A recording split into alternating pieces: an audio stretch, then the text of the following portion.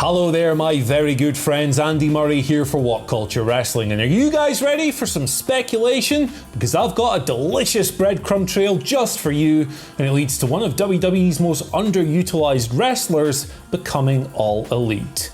Let's follow it. Here are 4 recent clues that this WWE star is joining AEW. Number 4, Vince just isn't that into him. Okay, so let's just get this out of the way straight away, right at the beginning. It's Chad Gable. I don't think that comes as a major surprise, because when you say the word underutilized in WWE, like I did in the intro, he's one of the first names that comes up, right? You're talking him, you're talking Cesaro, whole bunch of other people, but Chad is right there near the top of the list. Now, there was a report on Vince McMahon's true feelings on Chad Gable that came out in October 2020. It's from WrestlingNews.co's Paul Davis, and it features a direct quote from a source in the company. I'm just going to read that to you straight up. Vince sees talent in him, and he meant well with the Shorty G gimmick, but Vince might not want to push him all the way to the top because of his size. Now, the Shorty G gimmick, let's break that down straight away, because it violated one of the core golden rules of pro wrestling: highlight the strengths and hide the weaknesses. The Shorty G character was the complete opposite of that. It took Chad's one major weakness, his one major shortcoming as a performer, that being his height, and it made it his character. That was the whole deal. This was Vince trying to point at the guy and go, "Ha, look at him, he's really short, pal, he'll never be a main eventer." That's effectively what that character was. And when a report like this comes out and says, yeah, Vince kinda likes him, but he's never gonna push him all the way to the top, it suggests a general lack of faith. That is the first breadcrumb on this trail.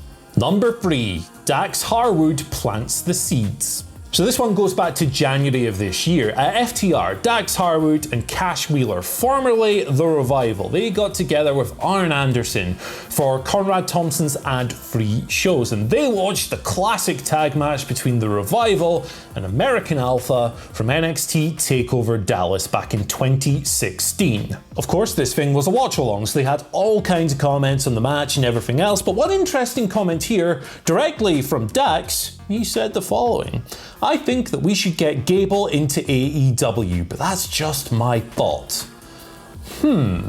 It's interesting to hear an AEW wrestler just straight up saying, we should have this guy who's under WWE contract, he should come over here. But I mean, if anyone's going to have an informed opinion on Chad Gable as a performer, it's going to be Dax Harwood, right? I mean, if you go on Cage Match and look up their profiles, they have over 100 matches listed together. They have shared the ring more than 100 times. Dax knows just how good this guy is. If anyone's going to big him up, it's going to be him. But again, they work for different companies. But maybe not for much longer. Number 2, 2 more months. So Chad is currently on SmackDown pretty regularly. He's doing the Alpha Academy gimmick with Otis as his student. They recently turned heel. They make TV most weeks. It's a good, solid, regular gig. It's an undercard gig, make no mistake, but it's a lot better than Shorty Bloody G. What I'm trying to say is that he's in a pretty good spot at the moment. Now, on the 8th of March, just a few days ago, it was Chad's birthday. Otis went on to Twitter and said, "Happy birthday, my dear teacher." Chad quote tweeted this, saying, "You're my number 1 guy." Pretty innocuous, right? Well then, Dax Harwood decides to quote tweet it. And, you know, Dax, he's no stranger to stirring the pot on social media, but get a load of this. Here's what he said. "Wait, what's all this number 1 talk? I know you're not allowed to respond to me publicly for about 2 more months, but come on, man, he's your number 1. Now, the key point to take away from this isn't that Dax is upset that Otis is Chad's number 1, it's the 2 more months comment. Now, this is purely speculative. I should have clarified that a little stronger at the start of the video here, but what body, who exists that could conceivably prevent Chad Gable, or any WWE star for that matter, from interacting directly with an AEW star on social media, particularly with what we now know about how the company polices its talents' accounts on these platforms. Who could that possibly be? It's WWE, of course, and if somehow that is no longer going to be a problem, if somehow this force that can no longer influence Chad's social media activity isn't going to be a thing in about 2 more months, then I think it's not unreasonable to suggest that what Dax is trying to say here is that maybe Chad's contract is up, and maybe it's pretty soon. And again, this is speculation, it's an interpretation, it could be wrong, but all of these things add up and Dax Harwood just won't stop teasing. Number 1, run it back. So I've got another tweet here from that cheeky little scamp on social media, Dax Harwood.